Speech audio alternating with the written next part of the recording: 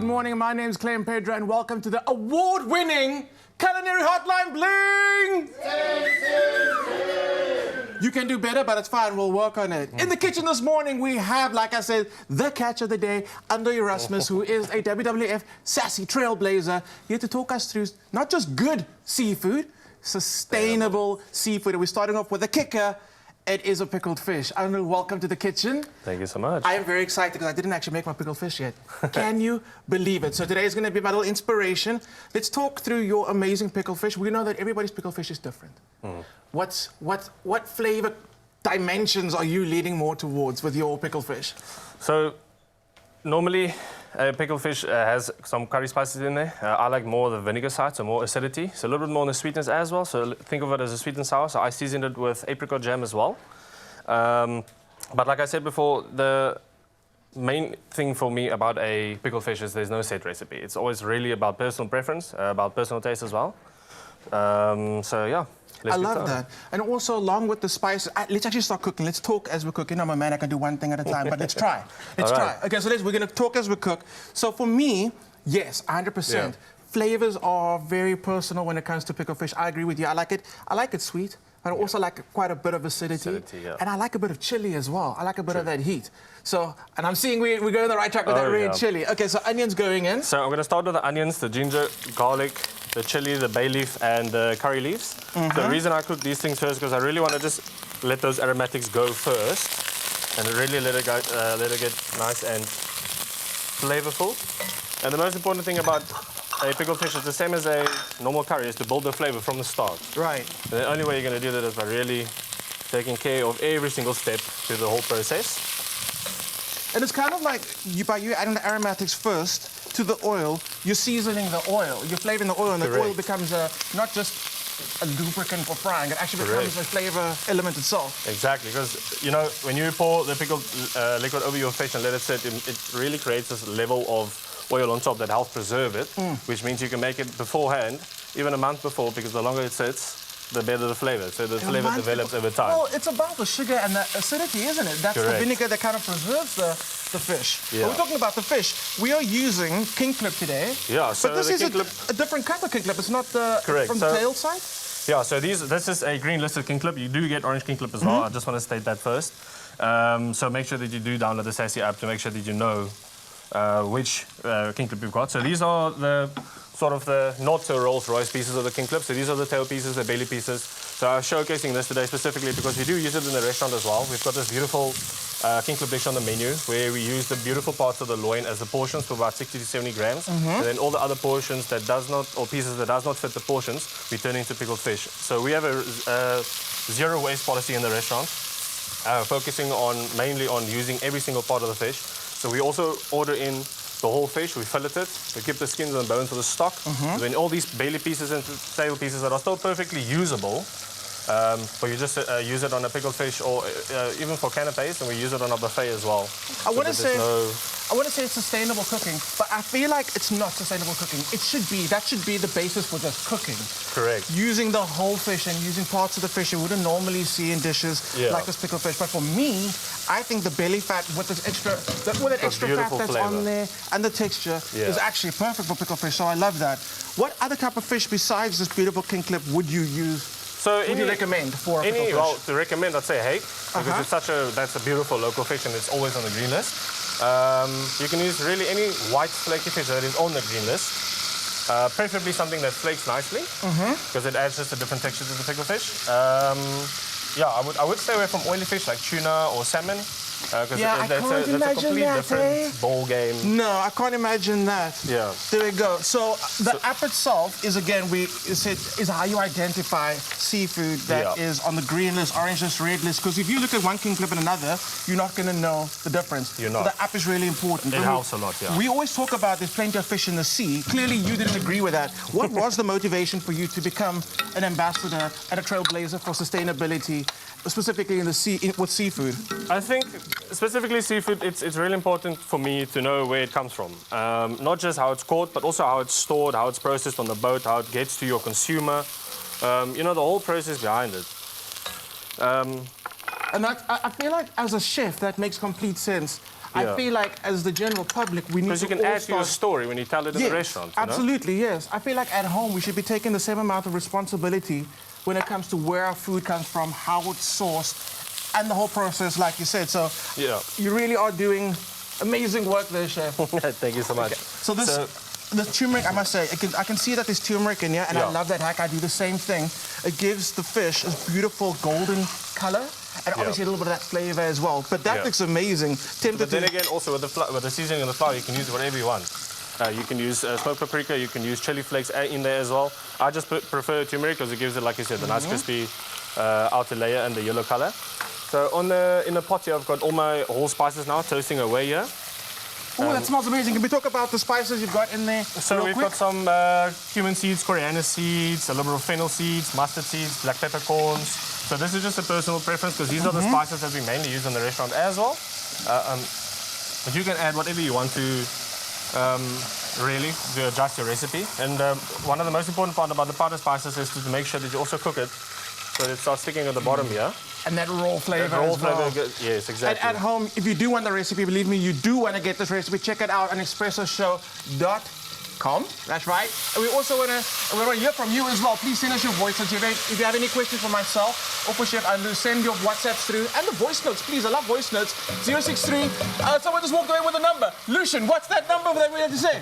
Lucian's coming in. He's coming in. Here we go. We're going to get you that WhatsApp number right now. Please do send your WhatsApps through. Any questions for myself or Chef Andrew, let us know. Chef, we're going to finish this in a little bit as well. Later on, we've got some mussels coming on. But I want to know what's going to be on your Easter table? Pickled fish. Pickled fish. Anything else? I'm a big fan of pickled fish only on the Friday. Are you traditional like that? Yes, I am. Okay, pickled fish and okra sponge. That's what you're going to find on Chef Andrew's table. Do not go anywhere in South Africa. Chef Andrew and I are going to be wrapping up this amazing dish. I also want to know from you, what is your secret to an amazing pickled fish? How do you make it your own? How do you make it unique? Please let us know. Send us WhatsApps through. Chef Andrew and I, we've just got the pickling liquid going. Things are happening. Fish is fried. When we come back a little later, we're going to pour the sauce over the fish. Yeah. It's going to sit. It's going to be so delicious. Chef Andrew, do not go anywhere. You don't go anywhere. We'll be coming right back now with more Culinary Hotline Bling. Ting, ting, ting. It's my feel-good breakfast show. Welcome back to the kitchen. And this time, can we please get a very loud ting, ting, ting to the Culinary Hotline Bling? Ting, ting, ting. Much better. So earlier we had Chef Andrew, who is the catch of the day in the kitchen. Now we have the ocean treasure in the kitchen. Please put your hands together for Julie Carter. Are you excited? Yep. I'm excited because I don't know you as Julie Carter. I know you as the iconic Ocean Jewels, okay? And I mean, it's so amazing having you in the kitchen here today. We're going to be making one of my favorites, mussels, which I am so stoked about. Obviously sustainable. Definitely. 100%. We're going to get into that in a second. Chef Andrew, the pickled fish has been staring at me because I've been also wanting to take little bites of that fish. It looks so good. We've got our pickling liquid done and we've got the fish fried. So it's basically a case of now liquid over the fish. Over the fish, yeah. So you can pour the liquid over the fish while it's cold, or you can do it hot. I prefer doing it hot because it speeds the process a little bit. And as it cools down, the fish really soaks up the liquid, making it more flavorful. And the longer it sits in that liquid? The longer it sits in that liquid, the better. So I would say minimum 24 hours, maximum about 36 to 48 hours. Got you, because that leads me to the question that we just got from one of our viewers, Roxanne. She wants to know, how long can you actually store your fish in that pickling liquid, and how should you store it? So, like I said, minimum 24 hours, maximum 36 to 48 hours. And a jar can work just as well as a container, airtight container, as long as it's completely sealed. There we go. And when you do take your fish out, preferably don't stick your fingers in there. Use a spoon because that can contaminate the whole pickling liquid, making it going off. Yeah, that's pretty much. There we go. Lovely. There we go. So we're going to get those voice notes keep on coming through. We actually do have another one, but first, before we get to the voice note, we got to start cooking. So let's talk about the ingredients we have in front of us. Beautiful West Coast mussels. Yeah, we're using West Coast mussels. We've got tomatoes, chorizo, smoked paprika, chili, garlic, and onion. I love that about seafood. The ingredients can be simple because the main focus is the hero, and because the flavors are so delicate, we're never trying to really overpower, especially flavors like mussels. Whereas fish, we rely on its neutral flavor to kind of suck up all those flavors. This looks amazing. So, what are the first steps for this dish? Well, firstly, we're going to clean the mussels. We've got some clean there, but I'm just going to demo for you. So you want to make sure your mussel is closed before you use it. So this one we're going to put to the side. So let's take this one. You just grab hold of the beard and give it a tug. So it's the pointy side facing up. Yeah. And then so we're going to grab the beard. There, yeah. And then tug down. Yeah, and it comes right out. It's so easy. And then you want to give the shell a little bit of clean with a clean scrubby thing. This actually used to be my job back at one of the restaurants I used to work at. I used to do about 50 kilograms.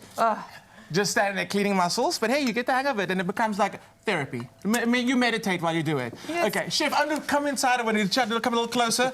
We actually have another voice, so let's run that voice out while Julie's busy with the mussels. Let's have a listen. Good morning, Expresso show. Roxy here from Port Elizabeth. I'm making pickled fish tonight. I was wondering, can I mix hake and king clip together, or should I make them separate? Another question I have is, how long can I store it for? Thank you. Got it. So we already answered the question how long to store it for. Yeah. I don't know how you feel. I'm okay with kind of mixing I think you can seafoods, because yeah. it's both white fish. One is just a little bit more flaky than the other one. If you do store it together, try and soil your container and not stir it through because the hake will flake, breaking the fish up. Right. And the king clip will stay whole. But I don't think there's a problem mixing the two. I like the idea. Yeah, I mean, it's very, think it's very a very cool. I mean, what's the theme for the day? As long as it's sustainable, you're winning. Yeah, There we go. exactly. Absolutely. So let's go over to the cooking part. So let's see. Jules, very simple. We all know that mussels take like seconds to cook. So we got our beautiful fresh mussels. Chef Andrew, mussels, do they feature on your menu at the restaurant? Not at the moment. Not at the moment. But I kind of like that about seafood. We don't have everything on the table all at once. And we kind of rotate things when it comes to availability and what's actually caught on the day. That's the biggest thing for me. If it's not on the end of the line, it's not going to be on the table at the end of the day. And I love that about seafood. And that's kind of like the whole notion about being sustainable. It's not just the fish itself, but it's how it's actually caught. So I love that about what we're doing here today in the kitchen. Chorizo's in the pan, and I love that it's cold oil first, because that's where the oil's going to pick up all that flavor. Let me turn you it up want to for you. warm it up a little bit so the flavor releases from the chorizo. There we go. There's something magic that happens between chorizo and tomatoes and mussels. So I'm going to let it start warming up. So that oil's going to take on all that beautiful flavor of the chorizo. It's going to season the oil. That's when the mussels go in. Are we looking for the temperature of the oil to be like really hot when we got the mussels? Not too hot when we're doing the chorizo, because otherwise it's going to burn. So just keep it on a medium, but we do want to get it going. Yeah, There you go. good idea. The middle one. Thanks. There we go. Perfect. So that's going to be happening. We got that going. Sides for your pickled fish. Are we going traditional? Hot cross buns. Hot cross buns, yes. With raisins or without? No with. With. That's another little bit of sweetness in These people there. that are like, I don't like what? Okay, but actually, I do have a hack for you, like the raisin-free hot cross bun, like loaves. There we go. Have that. That's amazing. That's good. That looks so good. So that's going to be sitting. Chorizo's taking on the color. Oil's looking amazing. It's starting to happen. Yeah. And let's talk about the spices. We said we're going smoked paprika. And chili, but chili. both of those are actually optional. Okay. So if you're cooking for kids who don't like chili, then leave out the chili. Because you're going to get quite a bit of flavor from the chorizo already. And this is a great one to do outside. I don't know what the weather's supposed to be like this weekend, but a great fun one to actually do on the braai with a beautiful like cast iron pan in front of everyone. Quick. Again, because you know when you're entertaining on the week, I don't know about you, but family, with lunch at 2, we get there at 2, we're only eating at like 4-ish. If that's the case, have something like this, an amazing like lighter meal as soon as guests come in. A little snack. I love that. There we go. Oil's looking good. Yeah, and it's also different to the usual one with cream mussels, so something different to do with tomato. Yeah, absolutely. So when do we add the mussels first, or do we start building up the flavors? We're with going to our build the aromatics? flavors first, yeah, That and is then add the looking mussels amazing. last. So onions are next. Finely diced. That was Tiffany's skills there. Yeah. Again, because it's not going to be cooking for that long. So Yeah. the finer the dice, the quicker they cook. And then we've got some tomatoes which we're going to put in. The tomatoes can either be fresh or tin tomatoes, finely chopped tin tomatoes. Nice. We're going to chat while we cook. Jules, are you seeing any trends when it comes to seafood, especially in the South African market right now? Well, sustainability is definitely a thing. More and more people are asking the right questions, downloading the Sassy app. So, you know, that's a no-brainer, sustainability. And then, as Chef Anlu mentioned, using the whole fish has also become very popular. So more and more people are interested in using the bellies and the collars of the fish and even the heads. Which I that's it. absolutely love that we can. I mean, snook head curry is a very traditional dish in South Africa, and it's a great way how we actually use the whole fish. So the question to both of you are in the industry as professionals, so you've taken on this responsibility to focus on sustainability. How important is it for our viewers at home to also be responsible enough to download the app and be aware of the seafood they're eating and where it comes from? I think it's very important because it's really, you know, like Julie said, it's a trend, and for a trend to work, everybody needs to be part of it. Because we really, as a collective, we really need to look after our future food source, specifically seafood, because that's what it is. So this is the jobs as well that go with it, isn't it? It's Exactly, not with just all the actual... fishermen, everything, that's Yeah. the whole part of the whole being sustainable. And if we don't look after that food source, we might not even have it in the next couple of years. So it's really, I think it's one of the most important things that people must do is to come as a collective and really practice the same sustainable methods by, you know, supporting the responsible fisheries. People that are making the effort. Exactly. Yeah. And the app can be downloaded straight off your phone, Google Yeah, and Play Store, iStore. it's easy accessible, easy navigate. There we go. And I suppose it's also fun when you go to a restaurant to kind of like find out what the fish of the day is and Yeah. do a little bit of like research. It feels cool. It feels cool. And again, you're doing a great thing as well. That looks amazing. That's looking good. We're going to pop our mussels in, put a lid on it, and then cook it for about 5 minutes. So Jules, I'm going to say imaginary lid. Yeah. Because I don't know where they've gone with the lid. I was also looking. So we're going to get the imaginary lid, and that's going to take a few minutes to steam up, open beautifully. Chef Anlu and Chef Jules, it's amazing having you in the kitchen today. We could talk forever about sustainability. It's been such a pleasure having you in the kitchen. Thank you Thanks so so much, much. Tim. Pickled fish is going home with me. The mussels are going home with me. Make sure you come back next week for more Culinary Hotline Bling! Ting, ting, ting.